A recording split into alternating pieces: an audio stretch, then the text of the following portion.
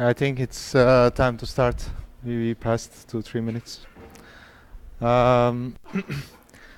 So let's, before starting the lecture, let me make an announcement. There will be a workshop about quantum mechanics and quantum information in Florianopolis.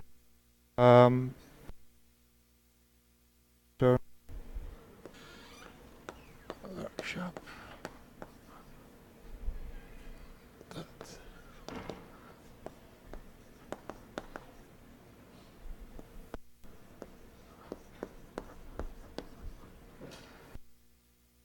It's going to be at the end of November, 26th and 30th of November. And actually one of the organizers is here, Suzani. If you have questions about registration or submissions, please contact her. Okay, great. We have I could make it. Yeah, I could make it. It's too cold. Okay. No, it's fine.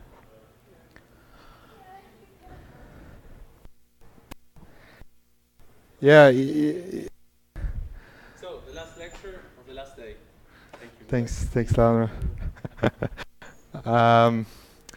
Yeah, I found out it's not a good idea to experience Sao Paulo nightlife before the conference ends. But so I couldn't prepare the lecture, but we are going to see what's gonna happen. It was such a bad experience. No, it was great. It was great. But experience is continuing now, so hopefully, yeah.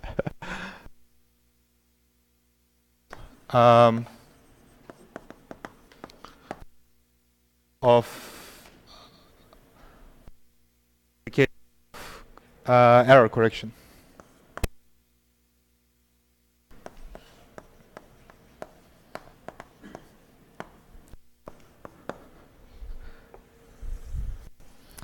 And we are going to study applications. That is a subject that we couldn't cover yesterday.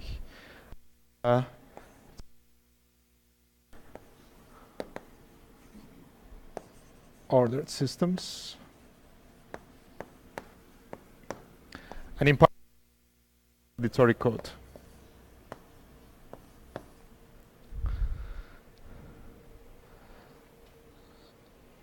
And the reason that it's called a code is because it gives us a natural quantum error correction properties. It gives us natural quantum error correction properties.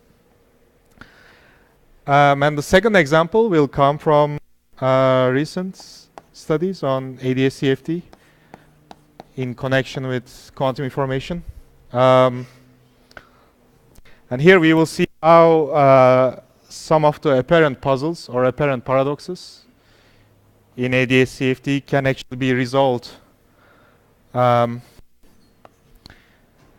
if you see this map from bulk to boundary or vice versa as a quantum error correcting code.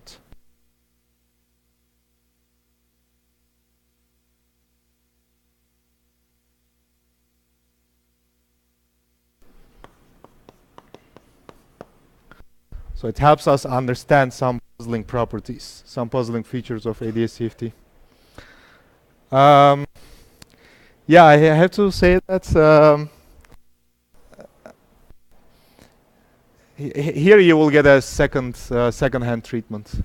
If you want to get the first-hand treatment, like the original version of this object, you should actually go watch lectures by Daniel Harvey.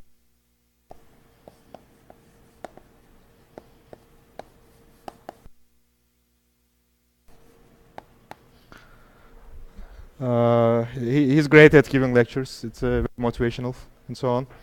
And if you want to find out more about the relations between energy physics and quantum information, there actually has been a summer school in IIS 3 weeks ago. It's called PITP 2018. It's prospects in theoretical physics. It happens every year. And this year the subject was all these relations between high energy physics and quantum information. For example, you can also watch here lectures by Ahmed Almhairi about firewall paradox, about which Fernando talked. So there you can also get a first-hand treatment by watching these lectures. I think they are all on YouTube. Right. Okay, let's start. Let's start with Tori code.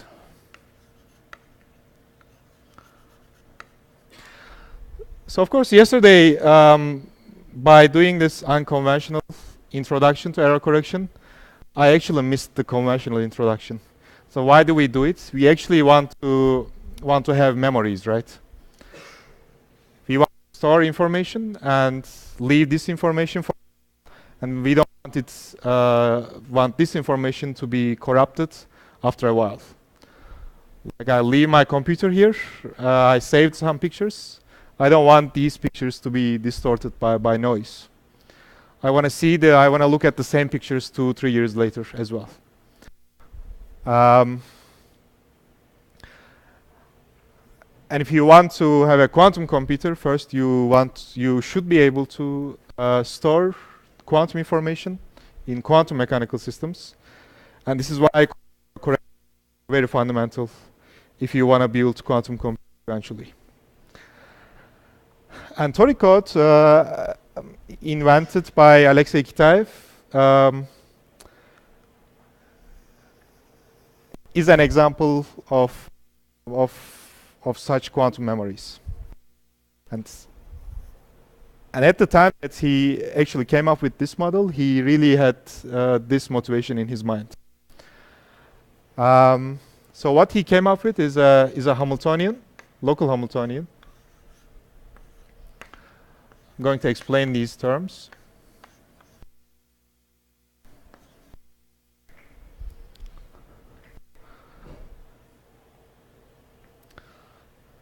Such that there are multiple ground states of this Hamiltonian. If you put this on a torus,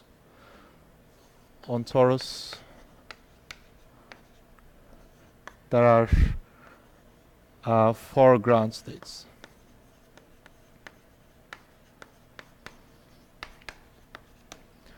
Or the ground states, the dimension of the ground state space is 4.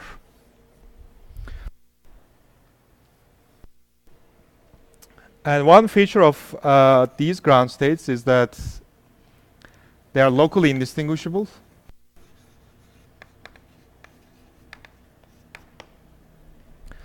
This was the first property of being an error correcting code, right? If you remember, we want psi alpha,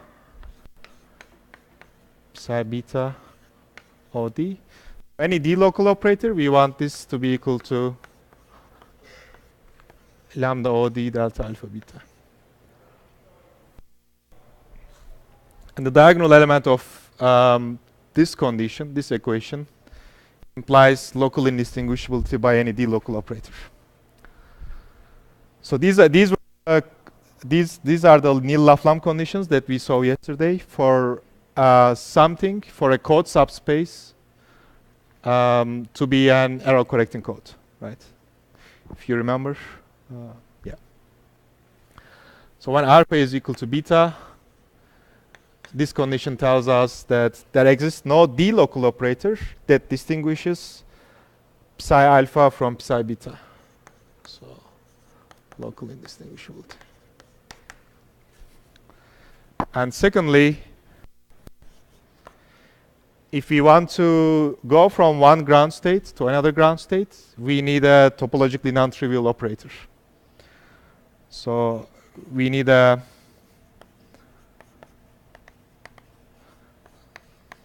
non-trivial Wilson loop operator to go from one ground state to another ground state.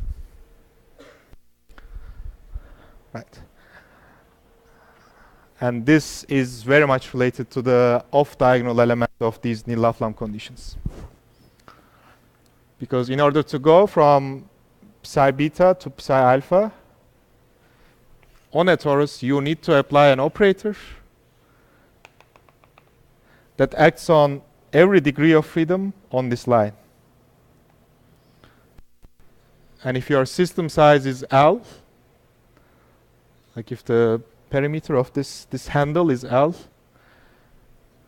then it implies that there exists no D local operator for all D less than L, such that we violate this condition.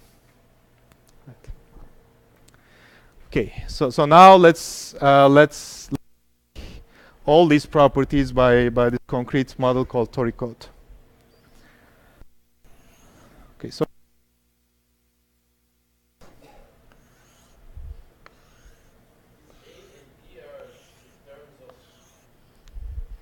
these A and B's are, this is a local Hamiltonian. These A's and B's are the terms that I will explain now. So we have two types of terms. We have a vertex type term and a plaquette type term.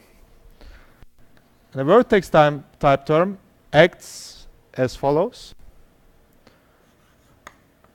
So AV acts non-trivially. Okay, first of all, we put our spin degrees of freedoms on the edges.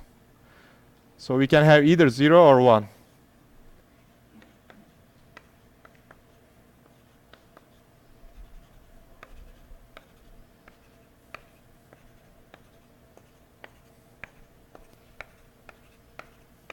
And so on.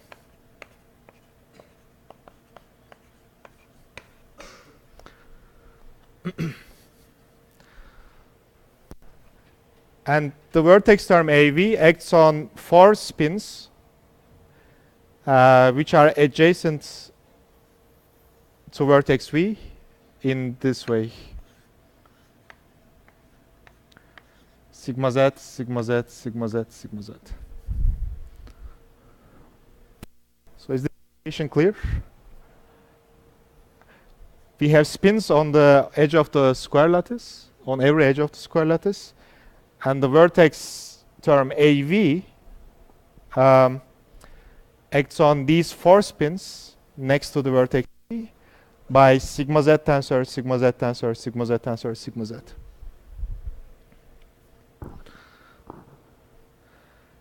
The plaquette term P acts on the 4 spins which covers this plaquette P by a product of sigma X operators. Oh, what am I doing?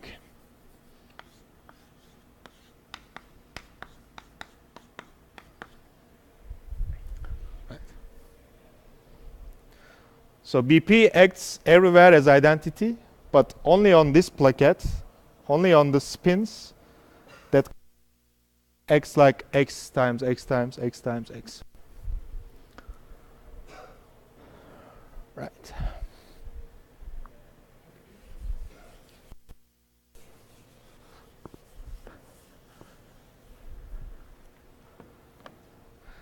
So now let's try to understand some basic properties of these operators, AV and BP. So the first thing to observe is the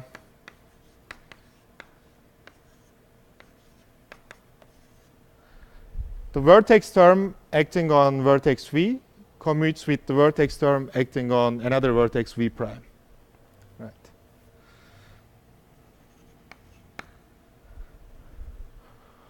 It's because here this vertex term V acts as Z, Z, Z, Z here. Here this vertex term acts as Z, Z, Z, Z. So it doesn't matter whether we apply this term first or this term first. It's the same when the vertices are next to each other.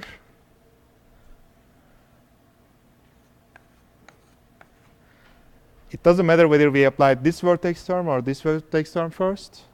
We will get Z, Z, Z, Z, and then Z, Z, Z, Z. So in the middle we have Z square, which is identity. So it commutes because sigma Z simply commutes by itself. Okay, the same is correct for the plaquette terms. It's the same logic.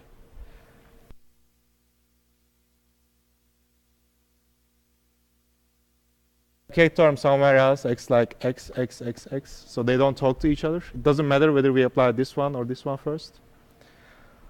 Or even though they are next to each other, this time we have x, x, x, x square, x, x, x, x. So it doesn't really matter whether we act this plaquette term first or this plaquette term first. And more interestingly, every vertex term commutes with every other plaquette term.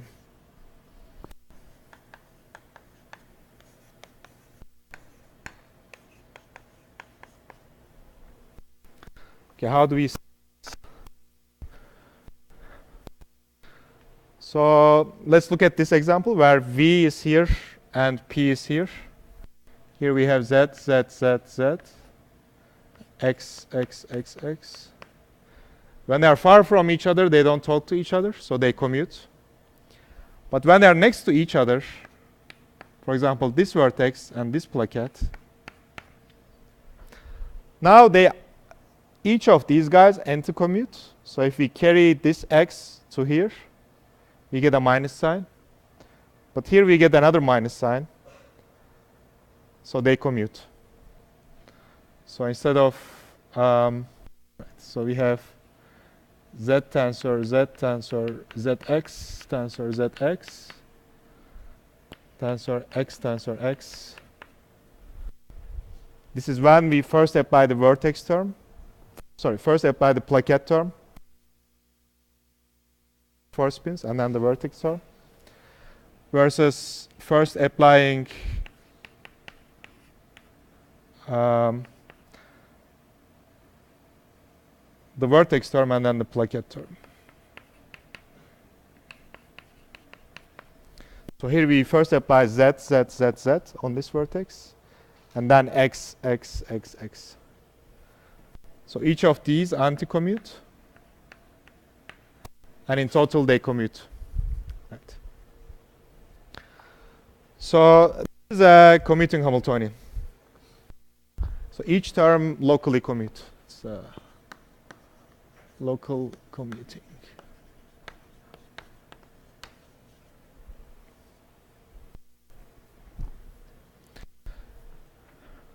Okay. Now the other property that we want to observe is the following.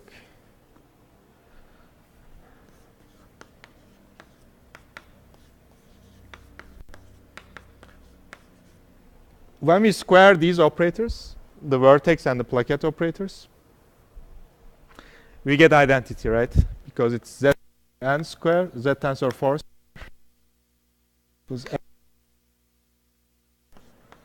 equals identity. So in part, that's the eigenvalues of AV and BP either is +1 or -1.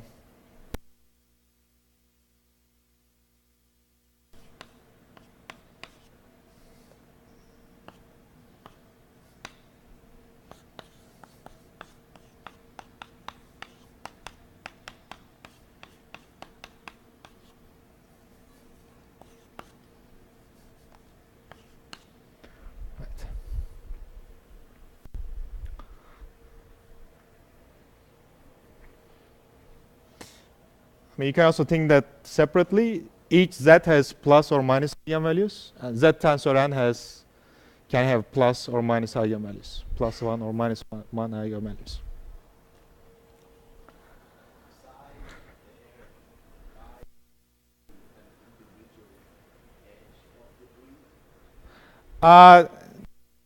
Refer to the whole state on the lattice.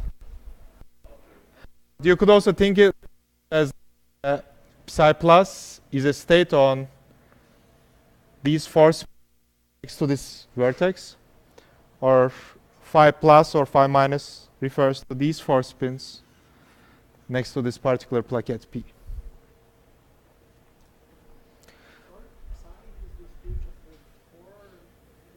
Actually, it's the whole state, but you can think about it as, yeah. Right, so what does it, AV applying on psi on the whole state, it means that it acts like an identity everywhere except these 4 spins. And on these 4 spins, it acts like Z, Z, Z, Z. But anywhere else, it acts like identity. Same for the plaquette term. Mm-hmm.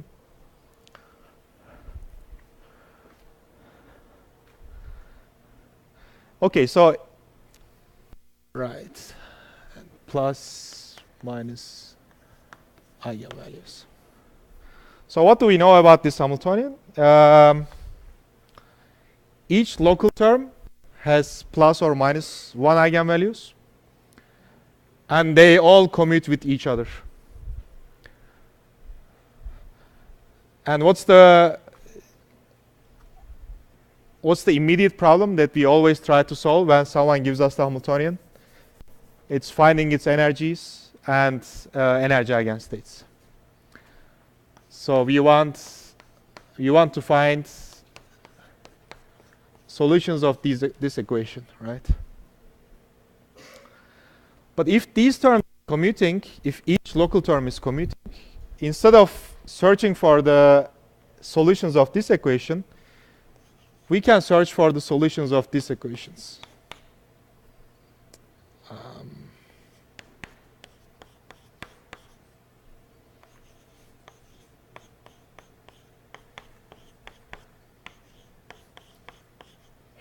Right.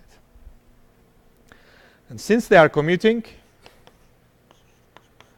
the total energy will be the minus sum of eigenvalues of that comes from the vertex term minus sum over eigenvalues that comes from the plaquette term.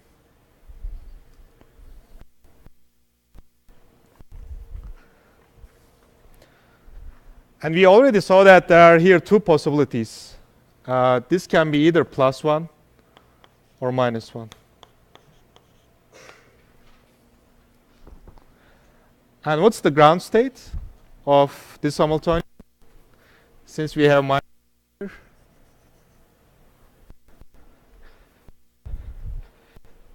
If we have plus 1 eigenvalue from each of these terms, this will be our ground state. So psi ground satisfies these properties.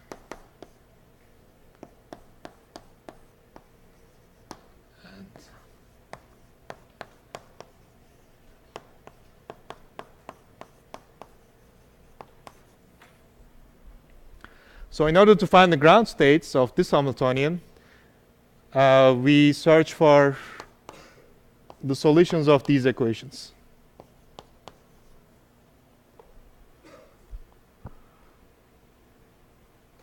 Oops, sorry, it should be the plus 1 eigenvalue of the, yeah.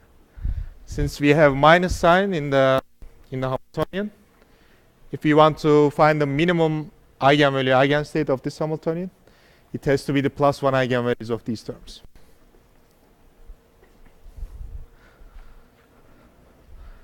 Okay, since they are commuting, we can find them easily.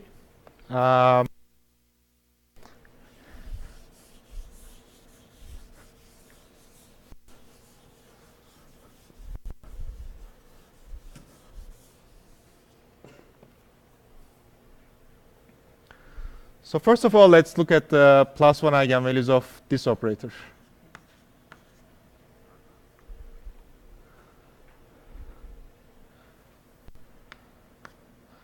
So this gives us a plus 1 if we have all zeros here, or 2 ones,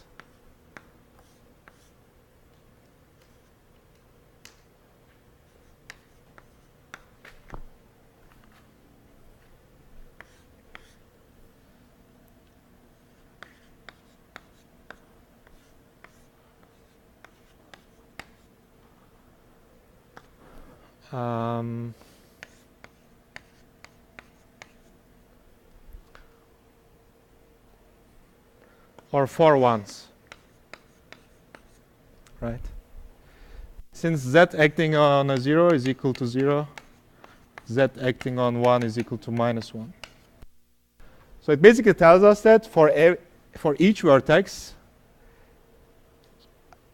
our quantum state, if it's in the ground state, should be superpositions of these configurations. Because otherwise it will be a -1 eigenvalue eigenstate. Right. Now I will introduce a more friendly notation. Instead of writing zeros and ones, whenever I say 0 on the lattice, I will write a dash line. Or I won't write anything for this edge. And if I see a 1, I denote it by a straight line. Now what does it mean for these configurations? It means that either we have 4 dashed lines or configurations like this.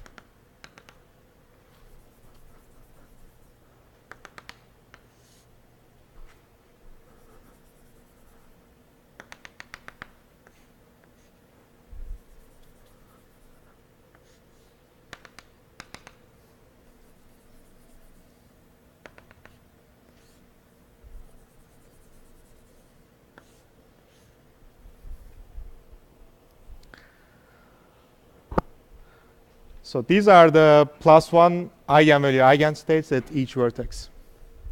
But now we apply this rule for every vertex, right? We want a +1 eigenvalue for every vertex. It means that for every vertex, these are the only available configurations.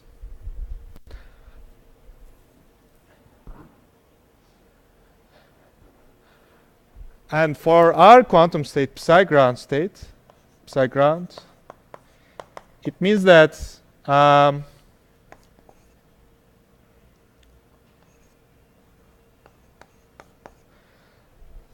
the whole global state is a linear superposition of loop configurations. So all these ones, so these straight lines has to construct a loop. It cannot be an open string. It has to be a closed loop. Can everyone see this? At every vertex, we are only allowed these configurations. In particular, it means that if something comes in, it has to come out, right? It cannot just end. It cannot have an open end. And if you think about the whole lattice, the only available configurations for the ground state are loop configurations.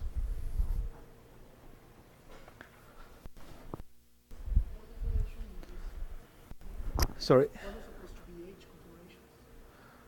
Sorry? Wasn't it supposed to be 8 configurations? 8? 1, 2, 3, 4, 5, 6. Yes, which I think? I think we are missing this one. Yeah. Thanks. Okay, so we more or less specified our ground state, but we still didn't know what these coefficients are. So what we know by imposing these conditions, we know that our global ground state, or all possible ground states, are linear superpositions of all possible loop configurations. But we don't know with what coefficients every loop configuration comes to construct the ground state. But we still didn't introduce the plaquette conditions. Right.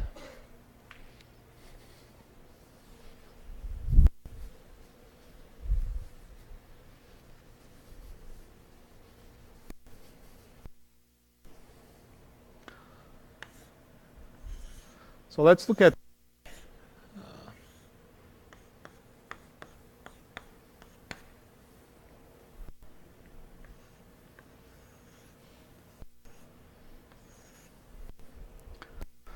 So let's say that we are looking at configuration where there is no loop.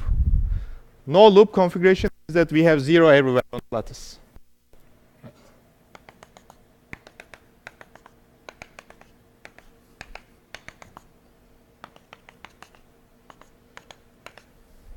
So this is 0 everywhere on the lattice. Now let's imagine that we act with P.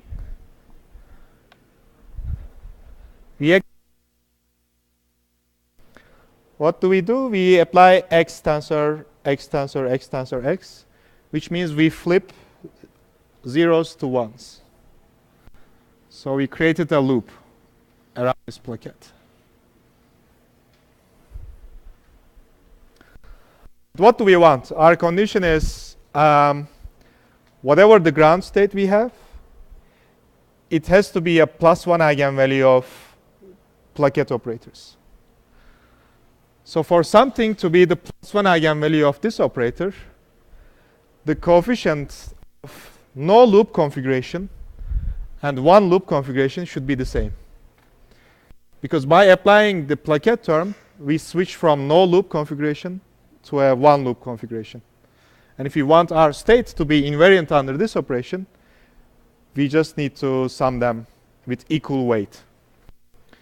So basically our ground state in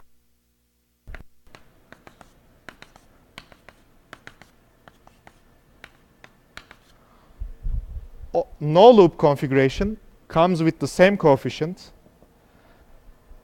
as one loop configurations. Of course, we can create loops anywhere we want, right? Because that's what this X, X, X, X does. So any one loop configuration, one small loop configuration, has the same coefficient in the ground state with two loop configurations or three loop configurations.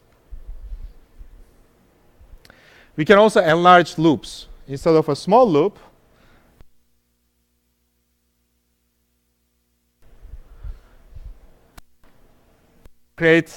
here we erase this part because this turns from 1 to 0, becomes a dashed line.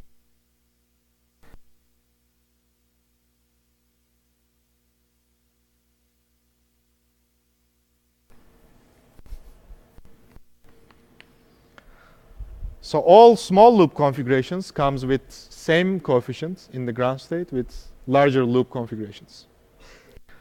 So eventually our ground state is nothing but equal weight superposition of all possible loop configurations. Right. So some people describe this as like a soup of loops, like people like Xiaoyang and I think it's a very nice picture when you think about it. Okay, so this is the ground state of the toric code. Now let's imagine we put our system on a torus.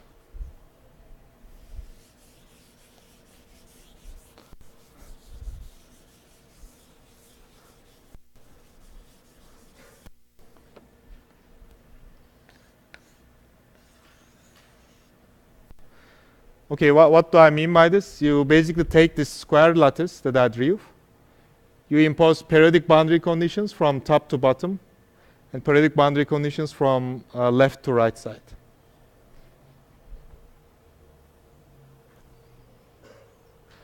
Well, what you should observe is the following.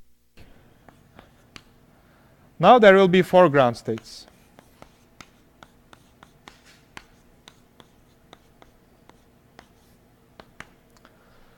Each of them are equal weights linear superposition of loop configurations.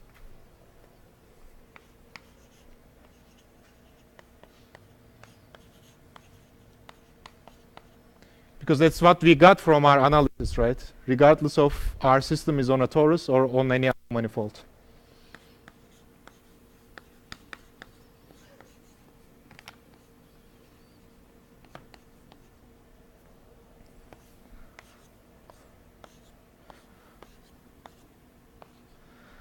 But here observe that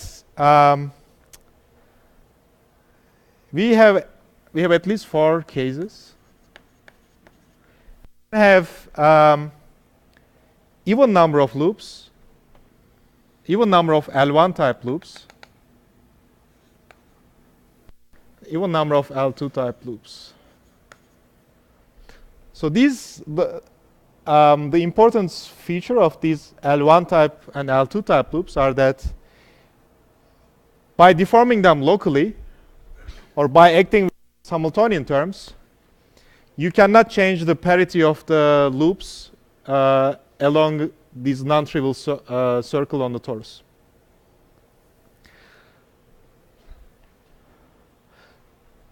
So you have a loop of 1 at this point, and say you apply a BP, a plaquette term. What you do is that you deform this loop, but you don't change the number of loops that that handles that covers this handle of the torus.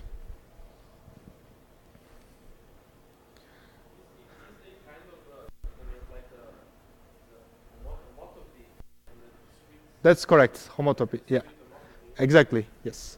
So the ground states are yes. The ground state is the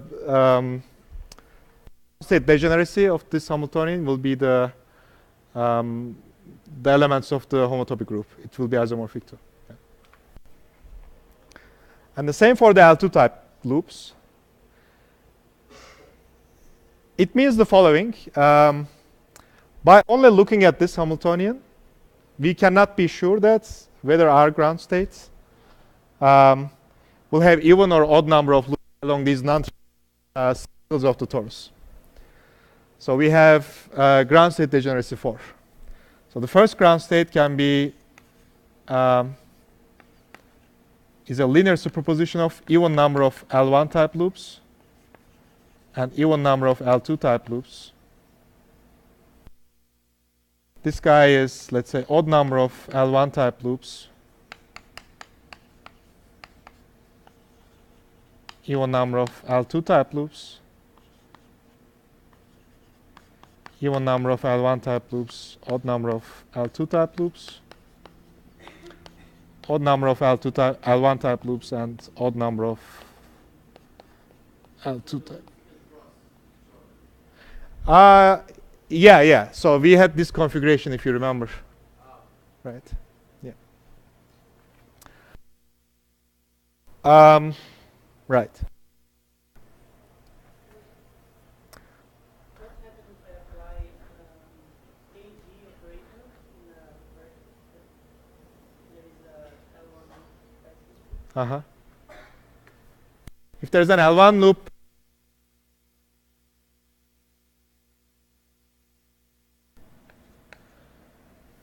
Z acting on +1, Z acting on 1 gives us -1, -1, Z acting on 0, +1, +1. So it's an eigenstate with eigenvalue +1. So it's still in the ground state. Exactly, yeah. Why are all like 0, 2, 4, 6 Uh-huh. same branch? Aren't them also belonging to different homotopy classes? The winding numbers, even though Yes, it's the parity of the winding number. Yeah, because the logic is the following. All these configurations are connected to each other by these Hamiltonian terms. And if you want your ground state to be the +1 eigenvalue of these local terms, you have to include them in the same ground state with the same weight, basically. This is why even number of L1 is in the different ground state of compared to odd number of L1. Because there is no way to obtain a configuration that has even number of L1 and configuration that has odd number of loops. Right? Yeah. we didn't break that loop by applying A, B on the question No. first question. No. Because say we have a loop AV, applying AV is Z, Z, Z.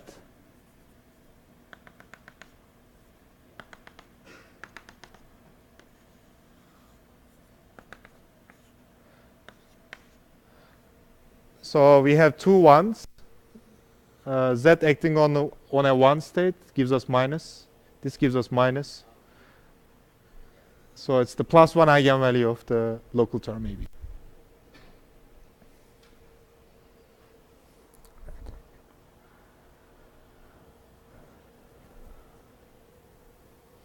Okay, but now, so great. We solved the Hamiltonian. We found its ground state. We could also find the excitations. What are the excitations? Excitations are the state that violates these conditions, right? Because these are the local energy terms, local Hamiltonian terms. So if you have one minus, for example, here,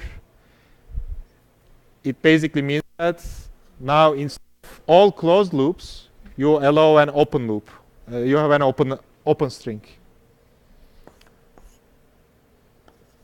So we want this to be minus. Then the configurations that gives us a minus eigenvalue will be open-end strings. For example, this. Basically, the number of ones adjacent to this vertex is can only be odd. This gives us an excitation. Only deal with ground states, and we will see why these ground states construct an L square 2 L minus 1 quantum error correcting code.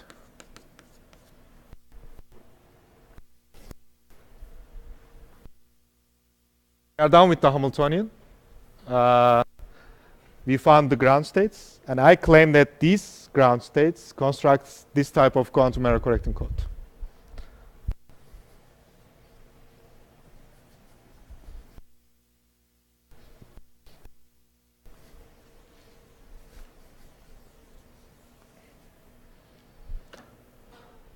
What we have to check is, we basically have to check the Nil-Laflamme conditions.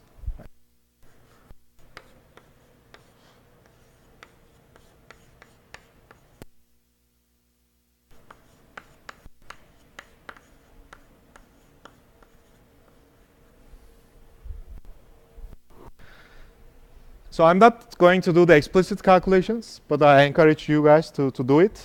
So let's first look at and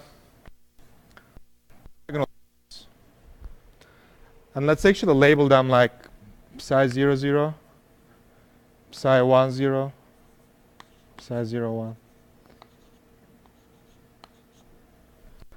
So it means even number of L1, even number of L2, odd number of L1, even number of L2, and so on. So here the thing that we have to observe is the following. If we are given a reduced density matrix of any of these ground states, what we are going to see is the following. It will be the sum of configurations, sum of reduced density matrices that has loop configurations inside the region.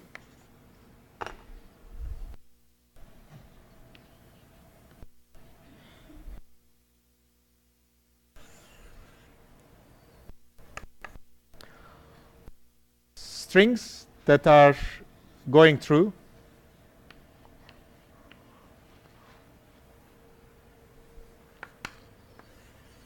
in these ways.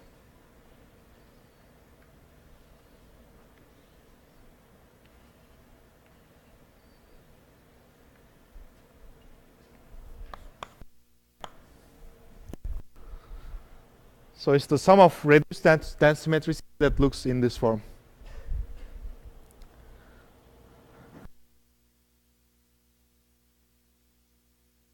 Now, the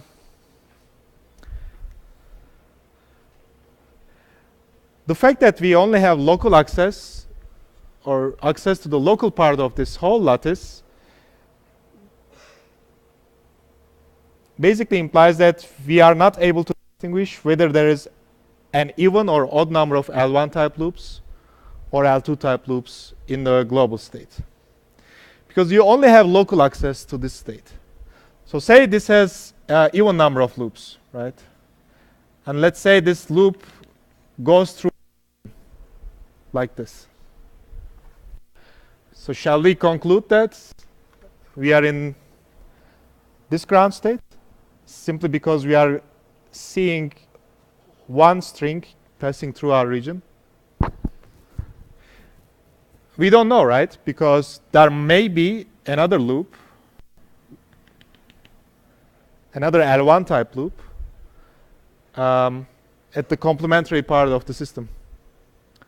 So it's impossible to detect locally whether we are in this ground state or in this ground state or in this ground state or in this ground state.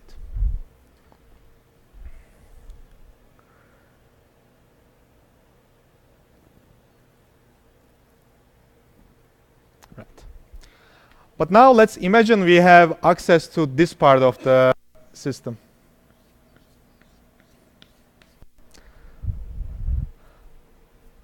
Like, think about this as a donut. We have access to a cylinder of this donut.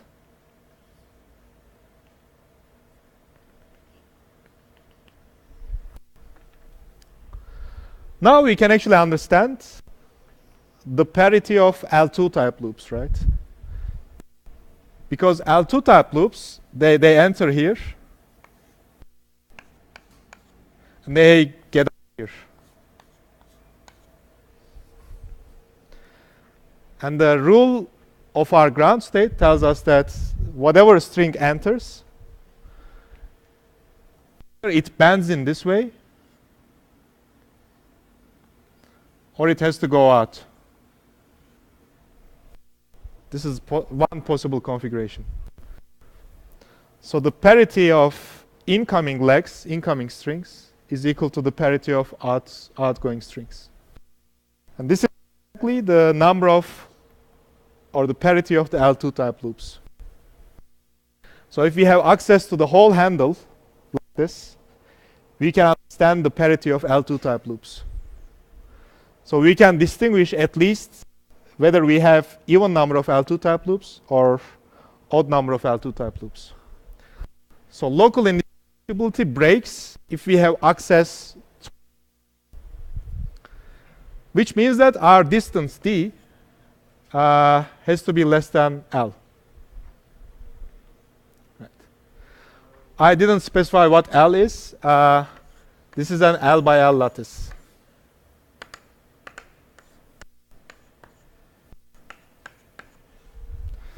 So if we have access to this handle, this whole handle, which has L spins, then this property for d greater than or equal to L breaks down. This is why the distance can be at most L minus 1. Right.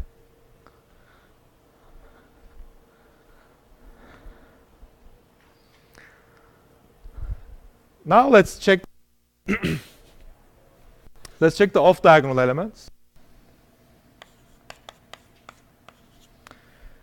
So basically here we want to make sure that the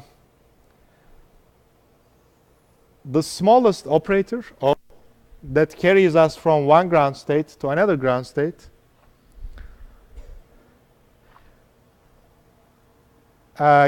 can be a gain of distance at least L. And how do we see it? We basically look at the operators that carries us from one ground state to another ground state. So what do we have to do? Say we want to go from this ground state to this ground state. We basically have to add one loop in one direction, right? Because this will turn every even number of L1 type loop configurations to odd number of L1 type loop configurations. And what's adding a loop operator? It's x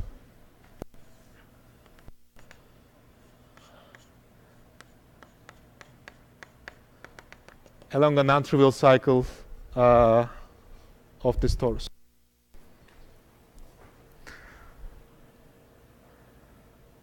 So the smallest d, such that this condition breaks down, because we have a Wilson loop operator of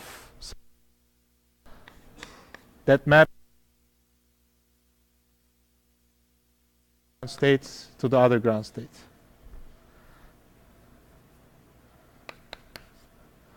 For alpha is not equal to beta. So our code is not robust against errors of size L, but it's robust against errors of size L minus 1.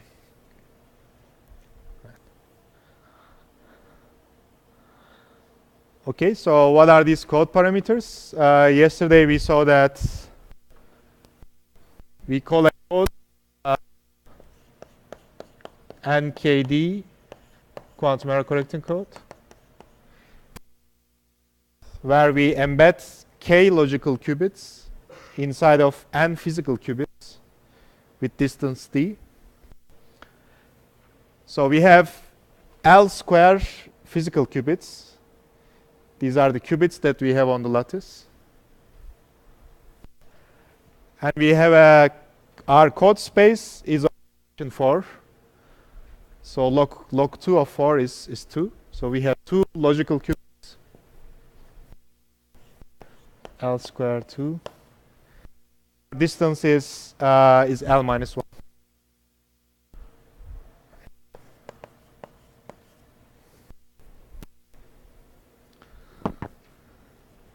So this is the code properties of the toric code.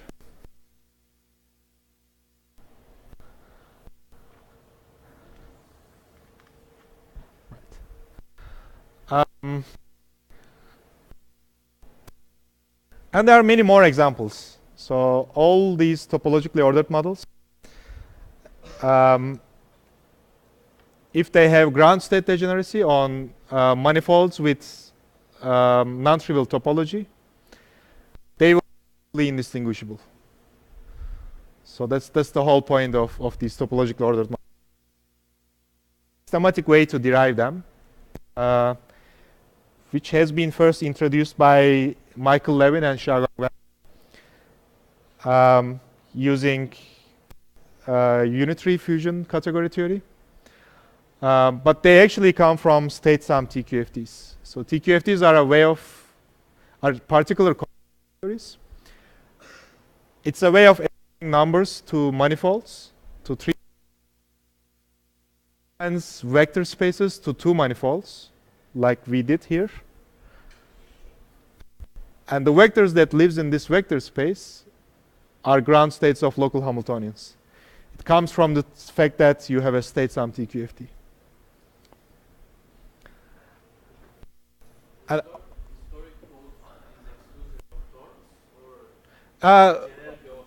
And the story goes for any other manifold, basically.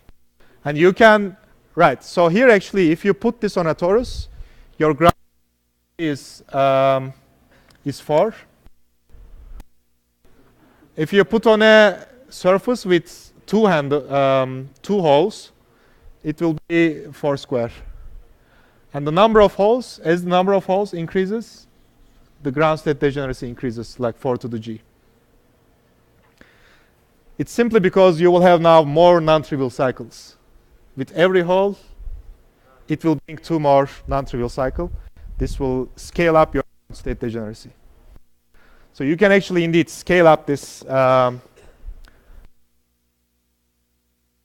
course, you add more physical qubits to be able to do it. So I think the rate stays constant, but you know, I think the rate of the code actually stays constant.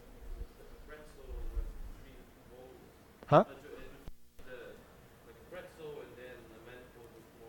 Right, exactly. Yeah. Right.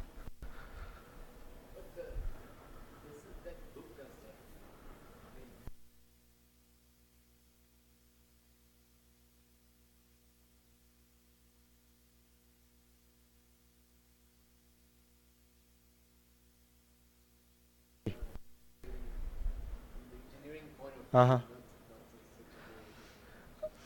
Yeah, it's yeah. I mean, it depends on what you want to do with them. Yeah, but.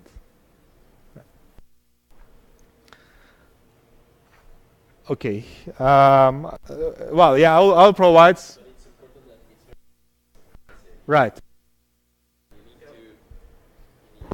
to Indeed. L physical log.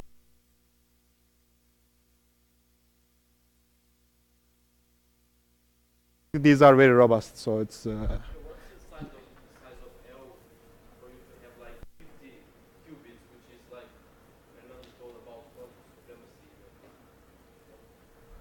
So I think if the size of L to have like 50 qubits is not stupendous big, so it could be very useful. Are you talking about physical qubits or logical qubits? No, but to have you know 50 logical qubits. Uh-huh. Like I was thinking about what Fernando said about quantum supremacy. To have a quantum computer with 50 qubits, Right. so it's better than any classical computer you have right now. Right. If you probably have like a computer with 50 logical qubits, that would be really great. You will have error correction. How many physical qubits would you have? This really depends on your engineering capabilities. I mean, the error that you make when you have system size L decays exponentially with L. But yeah, this depends on the assumption that you can realize the system exactly. Yeah. Are there experimental realizations? I don't think so. Some people actually, I don't really know. I have to have an answer to this question. But I think some people actually tried to realize it and they were successful. But what do we mean by success? I don't really know. I mean, do they really approximate the ground state? I don't know the details.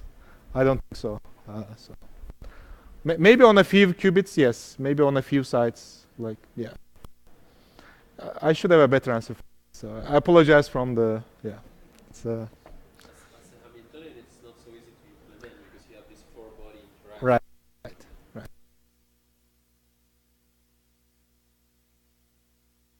Local Hamiltonians probably require some fine tuning as well. Yeah.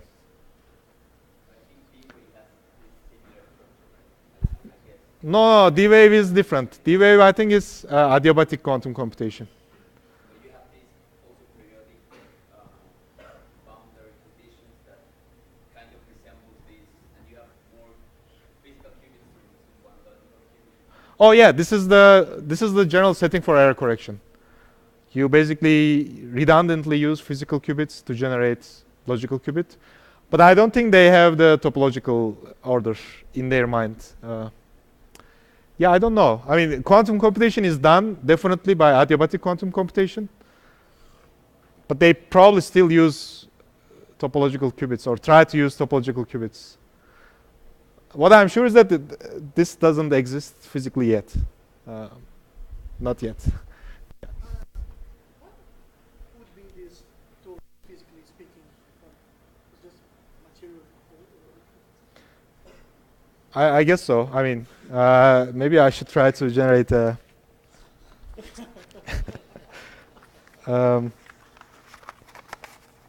Yeah, I'm not able to do it, but it's yeah.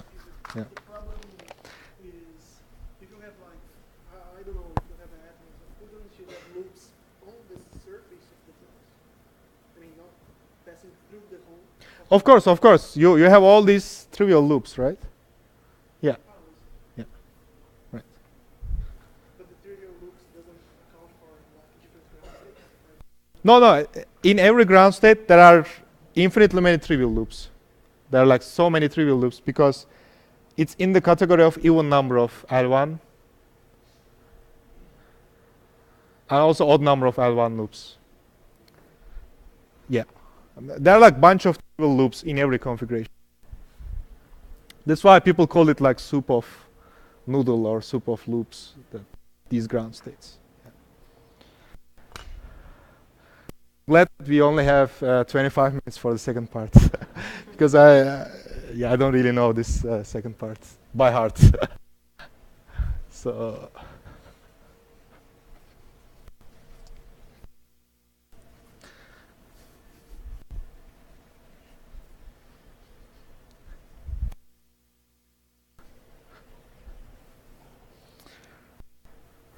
here I will really try to present ideas that other people. I mean, the first is also other people as well, like mostly. But this one is more recent, so let me first give some references.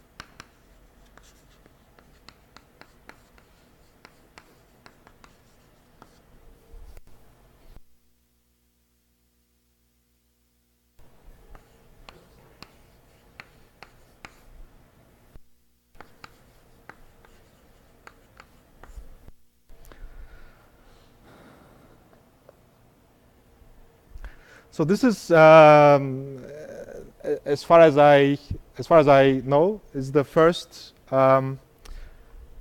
paper where they actually proposed the connections between ADS-CFT duality and quantum error correction here. And then here they realize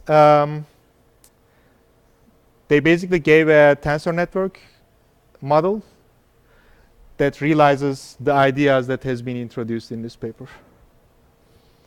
And in the last paper, Daniel Harlow discusses more connections of error correction to the ADS-CFT. Now, to understand this connection, we need some good but superficial introduction to ADS-CFT. That's the part that I will probably going to fail. But let me still try.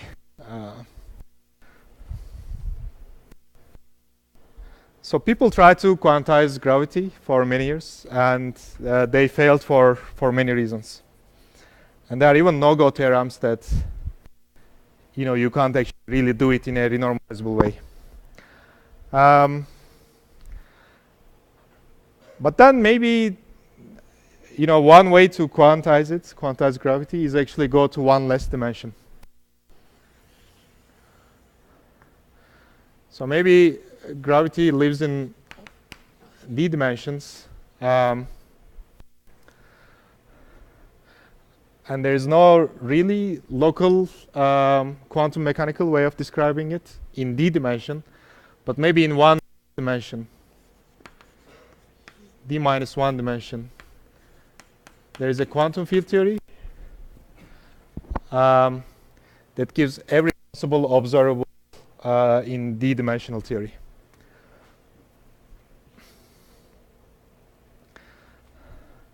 So this is just let's say a proposal. Right.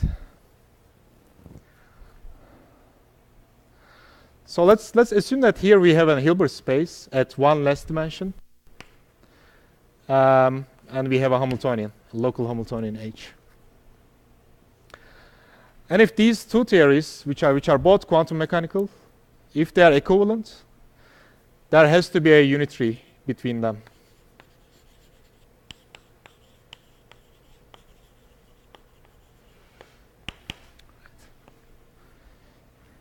Because every bulk observable or every bulk operator has a corresponding boundary operator.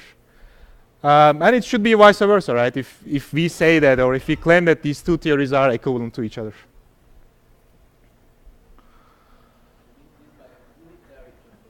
Yes, it's a unitary between degrees of freedoms in the bulk and degrees of freedoms on the boundary. This may not be the case, but you know, yeah.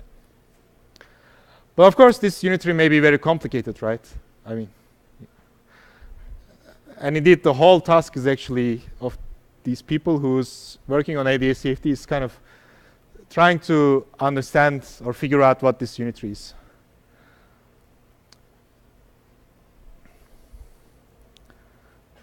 But if you don't know anything about what bulk theory is, then you know, how can you certify which unitary is actually a good theory of quantum gravity? Like starting from a QFD on the boundary, what's the unitary that will give us the theory of quantum gravity in the bulk? Well, fortunately, people know some limits of this correspondence. Or what they know is that low energy eigenspace of conformal field theories describes a semi-classical limit, or again low energy limit of yet to be known quantum gravity theory. So here we have states with the boundary, states with classical geometries.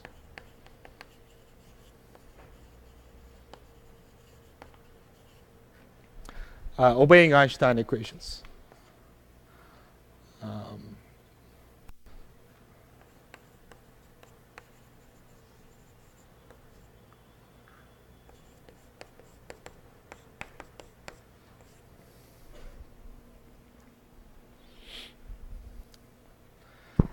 And in the case of ADS-CFT, this is on the boundary. We have a conformal field theory, and in the bulk, you have an asymptotically anti-de Sitter spacetime. So in this, for our discussion of quantum correction, we will eliminate the time direction.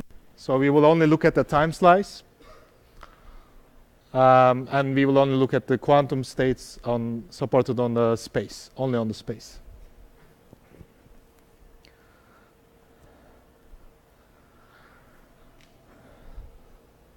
So here, we only know some part of this correspondence. Namely, we only know the correspondence between low energy CFT, low energy eigenspace of the conformal field theory, and some low energy effective field theory of the bulk quantum gravity theory.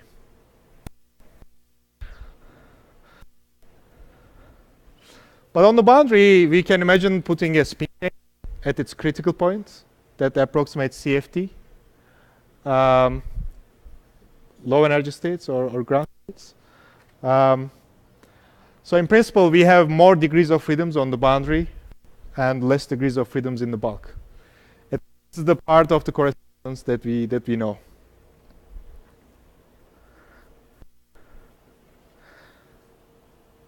And if this is the case, so if we assume that, or since we actually already know that we have this correspondence plus we have a low energy effective quantum field theory of the bulk, we immediately arrive at a contradiction, or a seemingly a puzzle, let's say.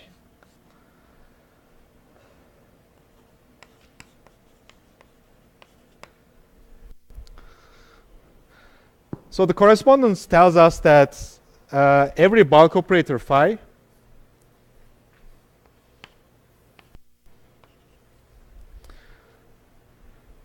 has a corresponding representation on the boundary.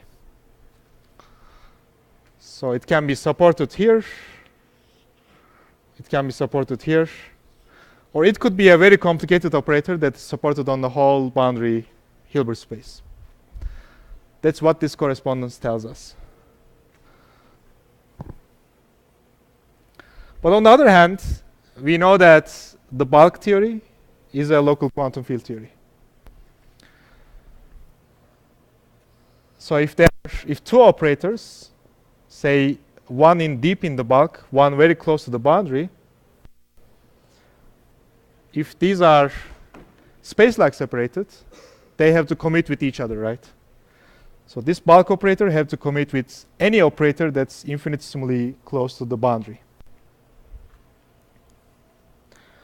Which implies that every bulk operator corresponds with every operator on the boundary. But this will give us a contradiction, right? Because if this is the case, the boundary representation of this phi, this bulk operator, it's with any boundary operator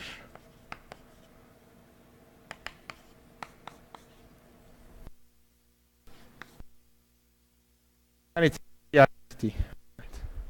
This is what the axioms of local quantum field theory tells us. Or if we assume space-like separated operators commute with each other, then by Schur's lemma we arrive at this condition. Right? If an operator commutes with every other operator in your operator space, it's proportional to identity.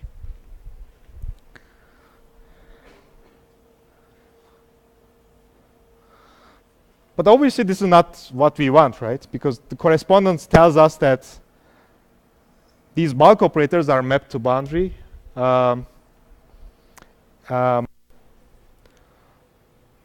with these non-trivial ways. So certainly there are some boundary operators with which this bulk operator won't commute. So this is the first puzzle, and it's called radial.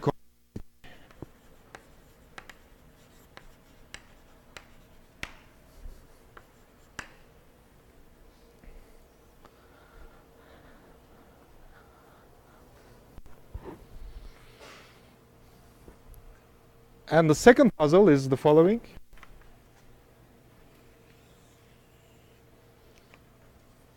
Which is called subregion duality.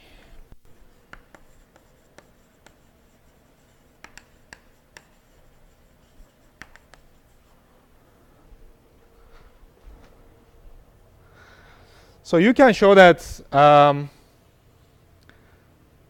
every operator phi, every bulk operator phi within this region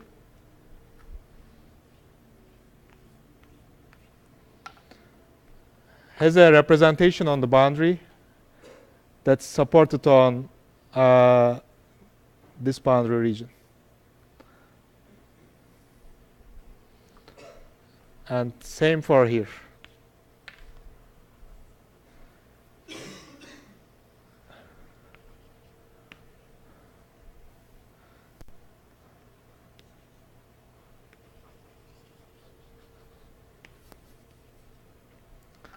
So every bulk operator phi A has a boundary representation that's supported on region A, on the boundary.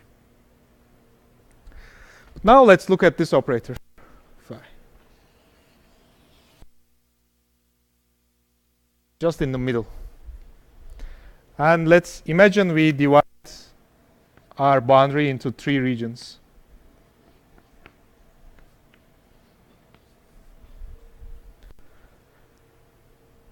So this operator inside this bulk region, boundary representation on AB,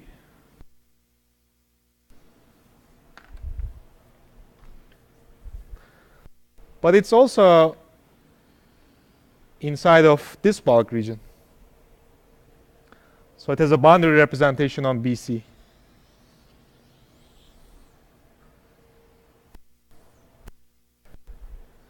Furthermore, it has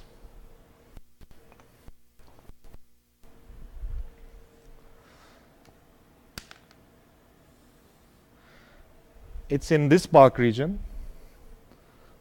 so it has to have a boundary representation on AC.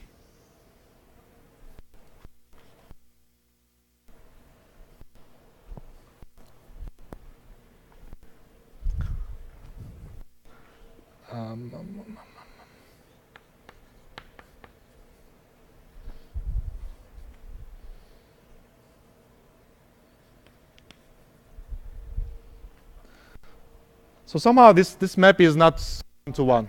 It's 1-to-many. This one bulk operator may have more than one boundary representations. This is also kind of puzzling, right? That people call sub-region duality.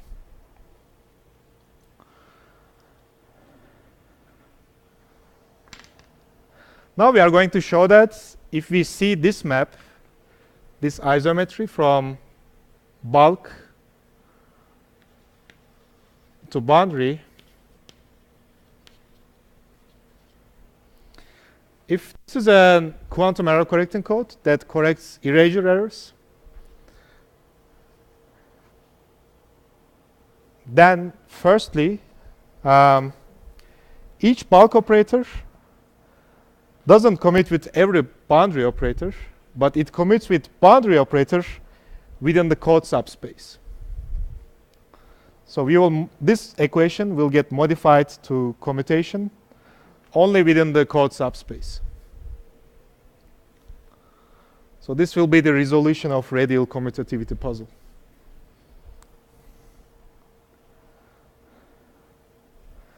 And again, if we have if we see this, if this map from bulk to boundary is an error correcting code that's robust under erasure errors, then we will see that each operator, each bulk operator, or each logical operator has more than one physical representations. Because if we lose part A, for example, if we lose our access to A, if an error happens here, we can still reconstruct the logical operator from B and C part. So it doesn't matter whether we lose this part or not. But it's the same for losing B or losing C. Right.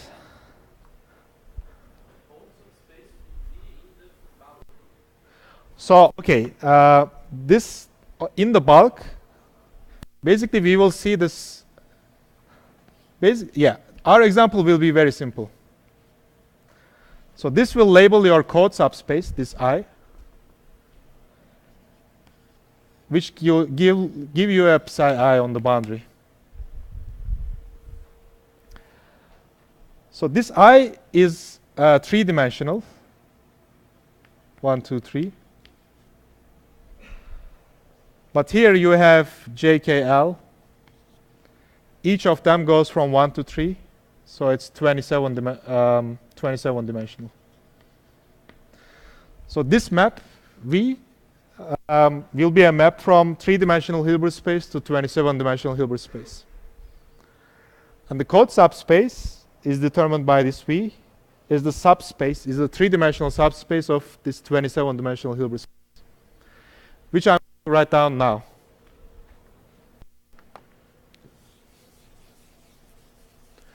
Okay, so now we will write down this the code subspace, or the toy model for ADS-CFT. Like we'll see, it's a very easy toy model, but that will somehow give us resolution for these puzzles. And it's the following. So tilde resembles a logical qubit.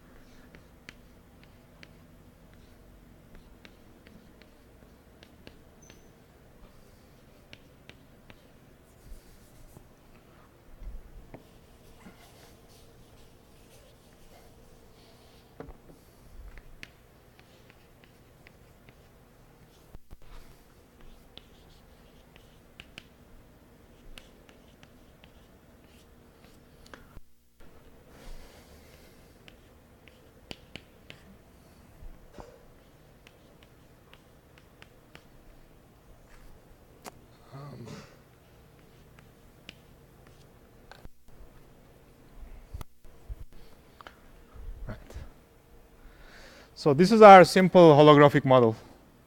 We have only one bulk degree of freedom, which is only 3-dimensional.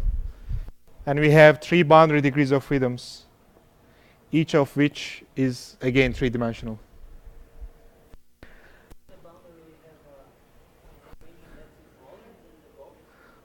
No, it's the reverse. The bulk is three-dimensional. Bulk is represented by this leg, right? And the boundary is represented by three legs. Okay, but when we started, the bulk had like dimension E, and the boundary had dimension E-1. No, this is space dimension. Sorry. Okay. This is spatial dimension. This is the dimension of the Hilbert space, of the bulk Hilbert space and boundary Hilbert space. I mean, in this case, the bulk is zero-dimensional. It's just a point. Boundary is one-dimensional. Right.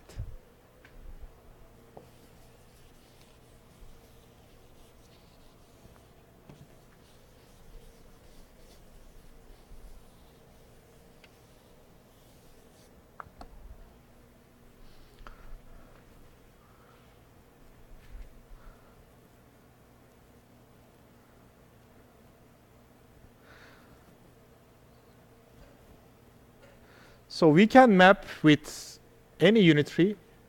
So we can take I tilde.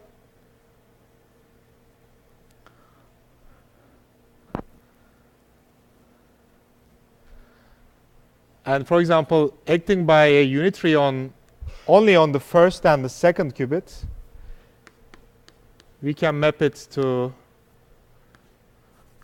I tensor chi 2, 3, where chi is equal to chi 2, 3 is equal to 2, 2.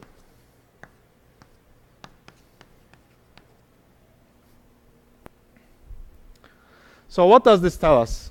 First of all, as a homework, please find the unitary that only acts on the first two qubits, and it maps each of these logical code vectors to this vector representation on the boundary. And basically, you have to figure out, you have to map this 0, 0. Basically, you just look at these tensors, these vectors, and eventually this will be the answer. And you write down all these transitions between these two qubits and this qubit and this qubit. So there exists a unitary which is only supported on the first and the second qubit on the boundary that puts these logical qubits into this form. And it means the following. If we lose access to the third qubit, we don't really care, right? Because we can still read the value of the logical qubit only from the first physical qubit. Is this clear? So we had a logical qubit here. We have a logical qubit that's expressed on the boundary by these three physical qubits. And by acting regardless of what the third qubit is, or without having the access of the third qubit, we could put all the logical information to the first qubit by only acting on the first two qubits. This tells us that even though we lose the third qubit, we still have access to the logical qubit. Right. Then you can immediately see subregion duality. What does it mean? Even though we lose access to boundary region C,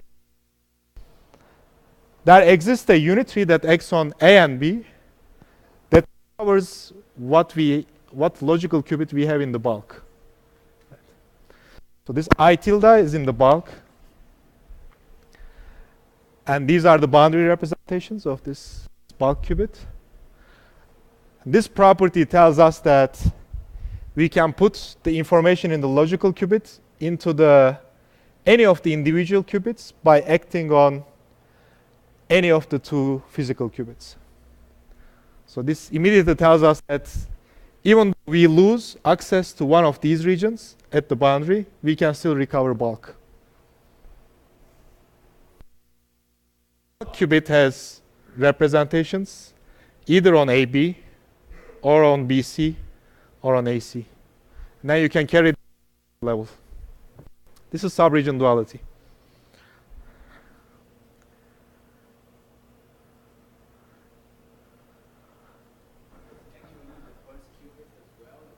Right, we could do that because of the symmetry.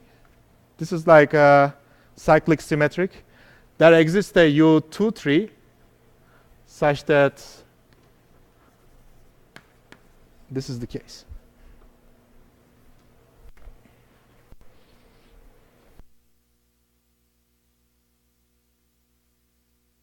So what we are going to do is we will basically upgrade radial commutativity only to the bulk Hilbert space. Again, the same property implies that any operator on the logical qubit commutes with any one-body operator on the boundary. But only when we act on the code subspace.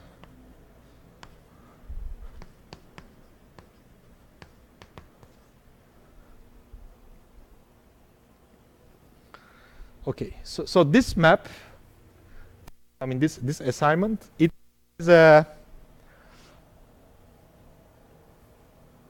implies an isometry from bulk degrees of freedoms to boundary degrees of freedoms. And you can find more than one representation of a bulk operator on the boundary.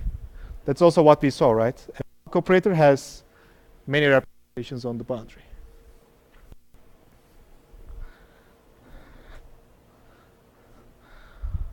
But by using this unitary on top of it,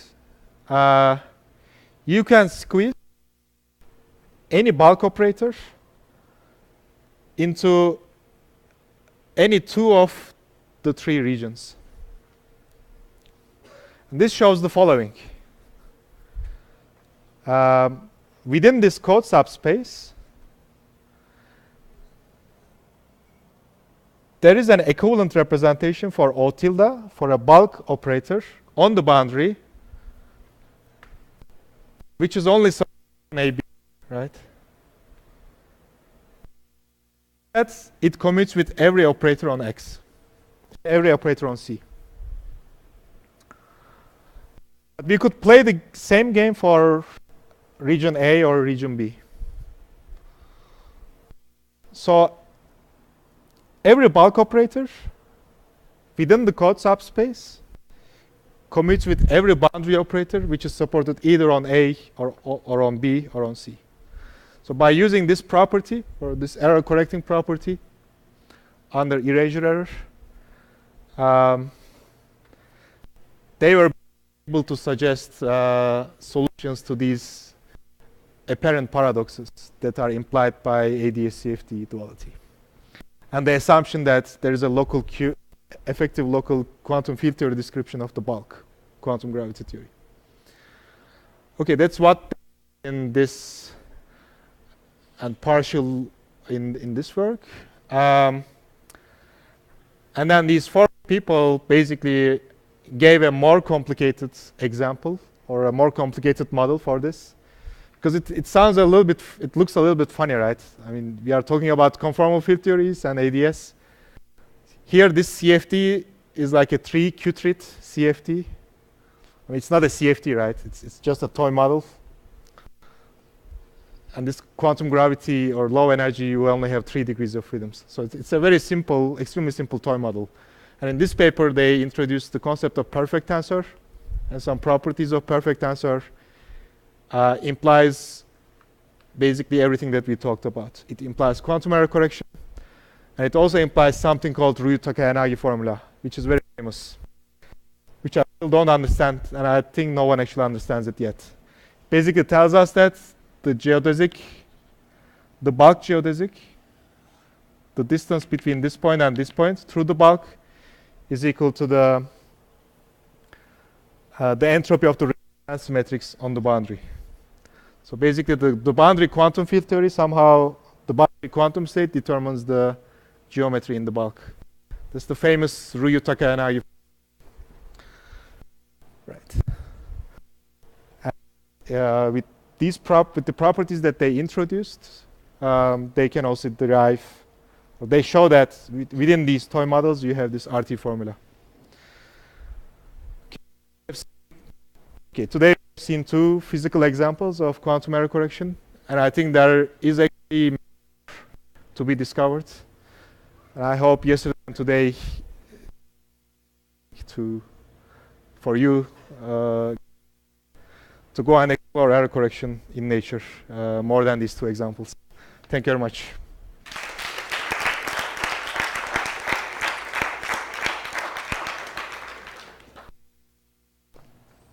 Any questions?